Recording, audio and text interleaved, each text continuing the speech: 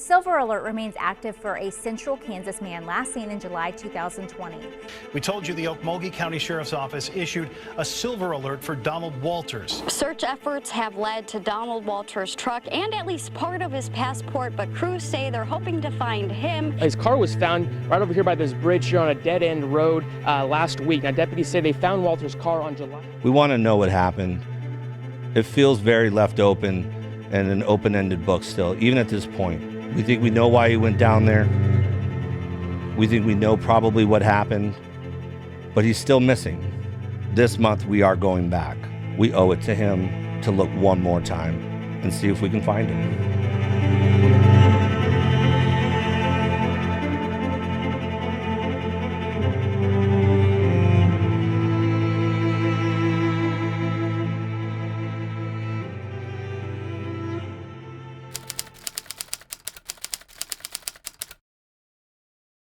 All right, guys, so I really wanted to talk about the overwhelming responses we've gotten from you. And in the comments section, it's been fantastic. You guys have given us a lot of good suggestions. Some stuff not so great, but some of it was actually pretty good. One gentleman reached out to us, and he actually did a test drive and a test video of the Porsche that Donald Walters raced me in at Race Week. Big group of you guys actually reached out and told me to contact Adventures with Purpose. I had never heard of them before and started watching their videos, and man, they're incredible. They go find missing persons in vehicles that were lost in bodies of water, kind of similar to what we're dealing with. It wasn't exactly what had happened to Donald, and I knew that, so it really didn't apply, but I still reached out to him. We did get a response right back from them, and they didn't want anything to do with it. Basically, I'm paraphrasing, they didn't want to get involved with anything of where there may have been a government official that had gone missing, and they valued their livelihood too much to get involved with something like that. So that was interesting. I thought that was a little more protective than I have been taking the whole situation, but they were taking it very serious and didn't want anything to do with it. And another fantastic lead was Detective Swayze. He was the actual lead detective on the case in Okmulgee County. He worked for Okmulgee County Sheriff's Department, and he no longer works there. So he was free to have a big open conversation with us, and he did. And he was all in to help us out if we went back. So we did. So we rolled back into Henrietta and met up with Detective Swayze. We had to meet on Saturday. Sunday was not going to work out for him. So we were going to go out there anyways and get a feel for what was going on out there and see if the conditions had changed at all.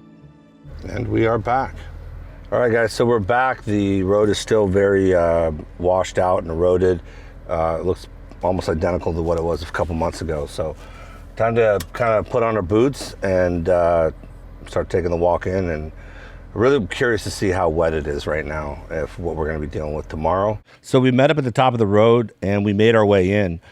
We quickly realized it was not even close to how it was when Cody and I had gone in there just a couple months prior. It was extremely dry. We got up to the area where on the map that one of the detectives have given us, showing the location of where Donald had got stuck. Right here. This is that. That's this tree, so it's going to be right up there. So it's a little further. Yep, that's it. Okay. So this is that right up there, but what we're seeing here, see this tree? That's that tree right there. All right, guys, so since the water level is so much lower than when we came in the first time, we're really able to see what's going on in here, and we know exactly where the Audi was. It was stuck right here. This ridge right here is basically where he was stuck. I kind of sloshed through the mud here, see if I could feel anything with my feet, maybe a phone or a shoe or anything else like that. I didn't feel anything yet, but maybe right in here I'll have to look a little bit later. But I say we push up now and take a look at the bridge area and finally put our eyes north of that bridge area where we've been really wanting to get into. The good thing though is the water is so low right now, it actually might be, you know, doable to even get up to the north end, which I don't think we want to go up that far. but we can at least get up where the road was and maybe see a little bit different view than what we saw last time. After that area, we walked up to the bridge, and it was shocking to see how low the river was as well. At that point, I could actually see the banking, and the banking was extremely steep now. Exactly why they call it Deep Fork River, rang true at that moment. The one thing though, with the river theory is it is pretty steep. Yeah. The bank, you get down in there, especially if it's up a little bit more.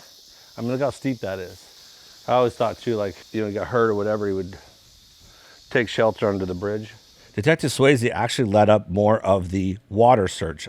Shouldn't say more of. That's exactly what he was in charge of. He didn't really walk the road and the area that we wanted to search. So it was all new for him to see that area. He had actually told us about this log jam way down the river and how he's always felt that if Donald had drifted down to the logs there, maybe he had got sucked under, and that would have been the end of finding his body. So once we got the drones up off of the bridge, you could easily see what Detective Swayze was talking about. There was a huge log jam about a mile or so down the river where anything that floats into there would have a difficult time getting through or being found in the middle of that. Yeah, this is where we didn't go further. And this was all water. Yeah, this was all water whenever we was out here also. There was literally no water at all north of the bridge. Prior, it was probably 1 foot to 3 feet of water in some areas, and you would never be able to find anything in there. And that's why I always thought, if that was the conditions when he went missing, and that's what the rescue personnel was looking through, there's no way they could have found him. He could have easily got hurt in there, went under a tree or down by a log, and it's impossible to walk that area. And in dealing with, I guess you could classify it as missing elderly, they almost always, I'd say 99.9% of the time, they take the path of least resistance. And the way that all this was at that time, I don't see how he would be able to get through any of this.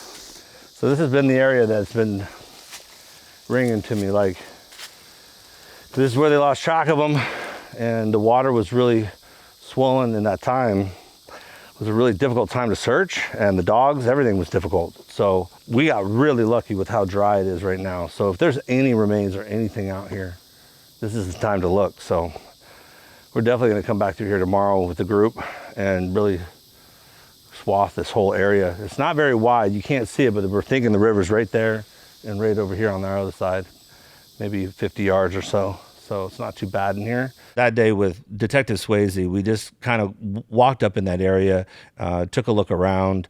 If we could find something, fantastic, but we weren't really gridding or doing a search. There was just a couple of us. So it was just more of get an idea of what we're going to be dealing with the next day and, get to know each other. And also I wanted to see kind of what the wildlife was like in there. And shockingly, that day, we didn't see much, but that did not prepare us for what we were going to see the next day. Okay, guys, so we just hiked back out. It was quite a warm day. We had our boots on, ready to walk through a lot more mud than what was in there. It's pretty dry. Yeah, it's much drier than I've ever seen it. Yeah. So I think conditions are pretty good for, if we're going to find anything at all, it's the best kind of conditions right now where there's no water all north of the bridge up there. So I think if we can get a few more people out here tomorrow, it's going to give us our best chances to, grid that area and see if there's anything up there. I just want to say thank you, Aaron, being so nice and coming out, and not your job anymore over here, but took the day off and hung out with us. It's not my case anymore, but it's still, it's still intriguing. Yeah, it was one of those open-ended ones you said. Right. And you also said, with the dogs, you had such good success with those dogs every time you were around some of them. Yeah, I've had good success with them in the past. Mm-hmm. And then this was one of the ones that just didn't turn up anything. Yeah, this is one of the only ones I've had where we didn't locate what we were looking for. Yeah, and that again might be the river thing. That's very possible. Yeah, I can understand. He really focused on the river stuff, but I mean, you got a moving current, you got log jams, you got a lot of stuff that can really hide somebody underneath it and never be found in this type of environment. So tomorrow we'll be back. We're going to give it one more go, guys, and see what we can find, if anything, and really kind of put a cap on this and final chapter. So we'll see you tomorrow.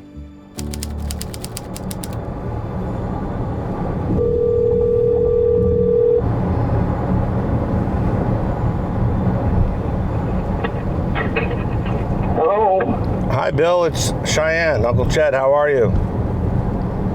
Oh, I guess pretty good. How are you? I'm good. I'm down here actually in getting up here to Deep Fork River. We're actually going out to look for Donald today. Oh, yep. Well, I hope you got mosquito repellent. And yeah, we got our boots, we got mosquito repellent, we got our water, and we're ready to trek for the day. We got about a search party of like 12 people or so, maybe a little more. We're gonna try to, do our best today, and I'll tell you what, I'll give you a call when we get done and let you know how the day went if you're still up. I don't know how long we'll be out here. Yeah. So. Yeah. Well, look for a little smartphone wrapped in tinfoil. That's definitely one I was looking in the mud for yesterday. So Okay. that's a telltale sign right there. All right, Bill. Good talking to you, and I'll call you later on tonight when we get done. So we met everybody that morning at the top of the road and geared up and moved in from the south end of the road there. It was also really nice to see that everybody was prepared, the right shoes and the right clothes, but they also brought a sidearm as well. I handed out radios, told them how we would spread out, how we would communicate, and kind of what to do if we came across anything of interest. We also started a group chat because our phones actually worked, and put location on so we could kind of see where we were as we were walking when the cell service was strong in certain areas in there. All right, so it's 9:30. I really didn't have an end time. I mean, the sun goes down pretty late, so I think just kind of go till we feel like it. Anybody got to get out of here earlier? I'd like to leave around noon. Okay, cool. Okay. So yeah, that'll give you some good time in there. So we got 1, 2, 3, 4, 5, 6, 7, 8, 9, 10, 11 of us total, correct? Nobody else is straggling back there? no. Okay. So if you leave at noon or so, then we'll have 10 maybe leaving around the same time this afternoon. So we have 11. What I'm thinking too is once we get in there, I'll show you guys where the truck was stuck, and I'm thinking if we want to walk along the sides on the way up, that's cool.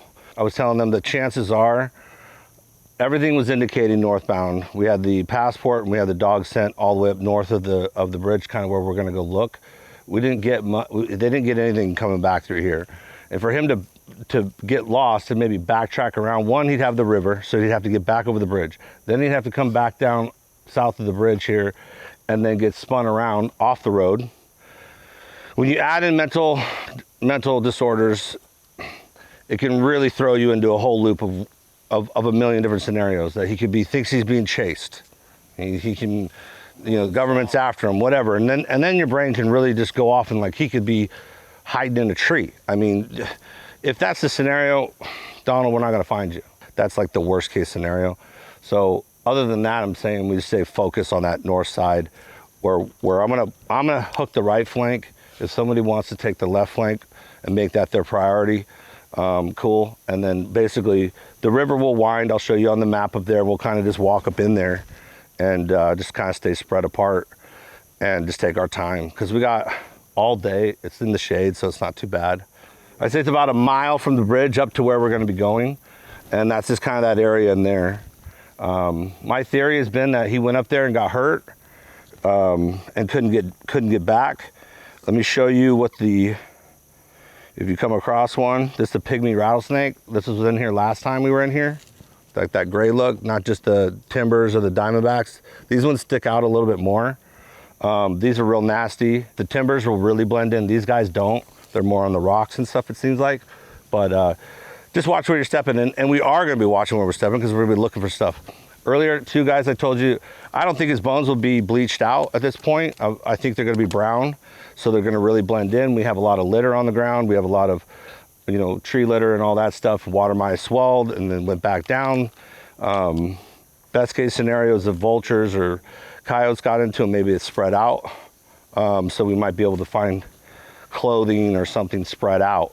And that's kind of the best case scenario, where they're up on top of the soil. So other than that, let's get up here. We'll look at where he got stuck. I'll show you guys that spot. And then we'll get up in there and save our energy for really that swathing area. All right, guys. Let's get moving up. Let's do this. As we were walking up to the bridge, there was a dog walking up that had a location collar on, and then another dog, and then another dog, and some dogs like had leather wrapped around their neck and their back, and some other areas like pit bull type dogs. And what it was a hunting group. We ran into the owners and talked to them for a little while, and it was shocking because we had never seen any activity in there and never seen really any wildlife at all. So this is kind of the first time we'd seen anybody else in there other than just, track. One thing that was actually a surprise to me was we had heard, a few things, a few comments, be careful down there. And now that we were going in with a couple, locals, they had actually said that they had some weird experiences down there and that it wasn't an area that they ever liked to go into. I grew up out here, hunting, fishing this place my whole life. I found dogs tied up from dog fighting, chicken fighting, manufacturing of illegal drugs, car theft rings. Over the past 6 years, what do you think, Devin? Probably 3 or 4 bodies. Yeah, at least 3 bodies that we know of that's been dumped out here. Grayson and Hoffman was mainly black communities back in the days, and when you're a person of color back then, it wasn't really a place you wanted to be found, especially out here. So there's a lot of spooky history going on with the woods. It's not a place to be poking around, especially if you're not from here. And this is Oklahoma. We have stand your ground laws and make my day laws. If there was no man wandering around these woods at this time, walked up on somebody's house and they're up to no good, there's no telling what could happen.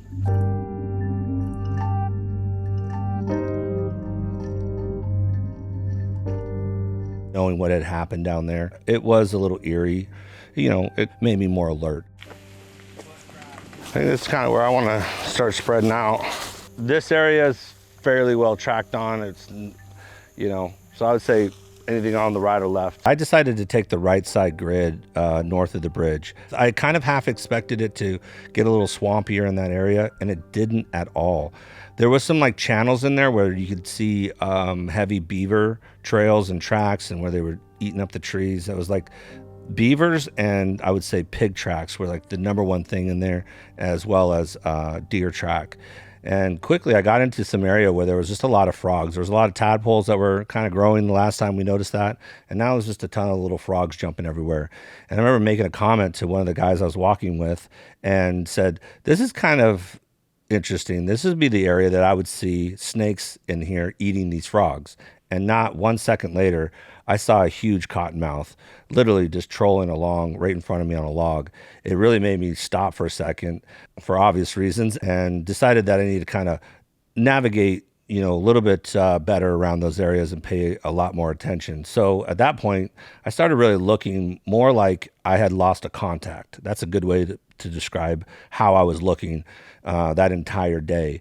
Not only for possible Donald Walters or clothing or anything like that, but it was really for snakes. Just didn't want to step on anything in that area. Shortly after that, walking along the river, I heard a couple gunshots. Nobody on the radio had chimed up, so I asked, was that you guys? Everybody said no, and somebody had said that it was probably some hunters. And what I realized was they weren't just walking in there, which that's what I would assume. They would actually come down in the river on boats, and they would just hunt from the boat and be looking along the banks. I saw them troll by. It kind of made me really nervous. So I decided to pull off a couple rounds myself just to let them know that there was people in there and not to just shoot at anything that moves. We carried on the day, could look on the phone and see where everybody kind of was. That allowed me to track them, and we were doing pretty good.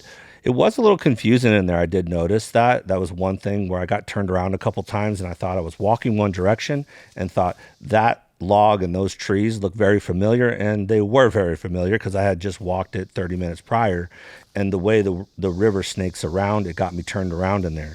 It also made me realize that if Donald had got in that far at any point, it was kind of a treacherous place in there, and without a phone, that was working, or a compass or anything like that.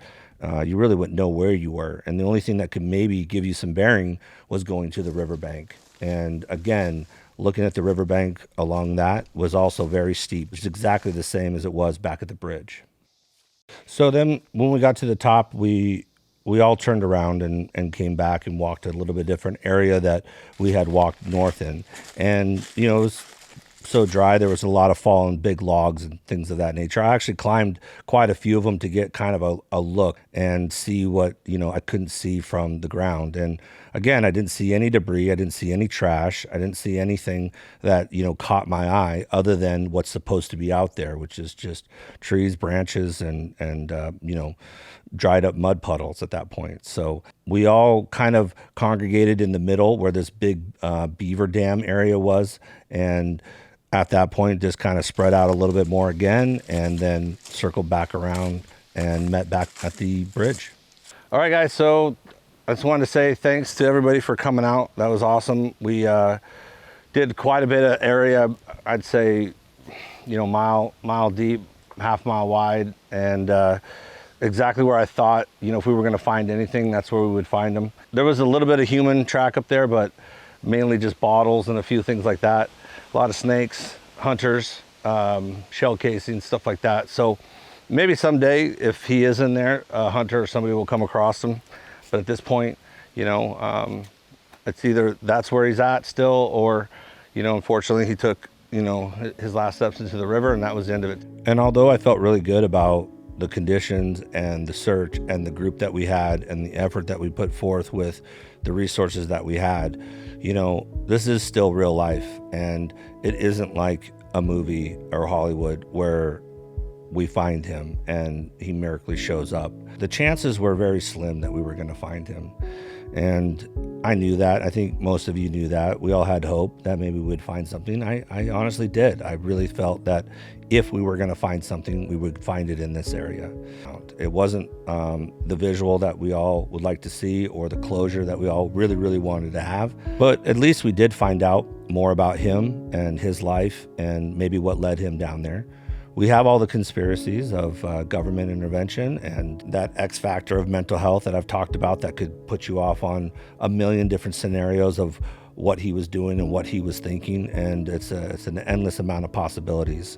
But I think, you know, if we all go back to the logical thought process that he was there on a mission to find out more about his family and his genealogy and, you know, ham radios and the history of ham radios and how that plays into his family and leaving a legacy in essence, that to me is the number one thing. This story doesn't really have to end. We can keep it open. Anybody that has ever gone down there or is going down there in the future, has seen something or to see something, please contact me at any point. It could be a week from now, it could be years from now that maybe you're seeing this video or seeing the fact that we were looking for him. Maybe you want to go back in with some dogs, some cadaver dogs when it's dry again, and have a better effort at it with some dogs. But that's kind of how it ends with me at this point. We're done with this series, and I really appreciate everybody tuning in, and all the positive feedback I've been getting about it has been incredible. Cody's done a bang-up job with this. It's been something that I never really imagined it to evolve into this, and it's something outside of my wheelhouse, not only being a video and doing all this stuff, but a video that is really good in my opinion, and people really have enjoyed it and expressed their feelings about this.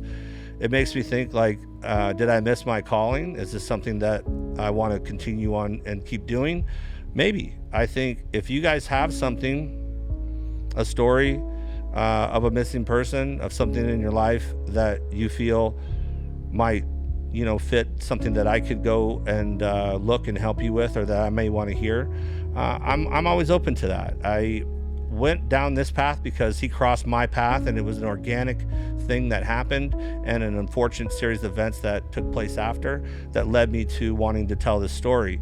But like things in life, if I meet somebody down the road and they have something similar, I think I would actually like to look at that. I have no problem doing another one of these. They are very labor intensive and they're exhausting, and there's a lot that goes into it because, again, it's not a story scripted video that we're doing. It's just kind of unfolding, and then we have to tell the story as it goes and make it interesting enough that you guys will want to consume it and follow and watch it. So if something comes along our way and we like it, you know, you may see me again doing this stuff.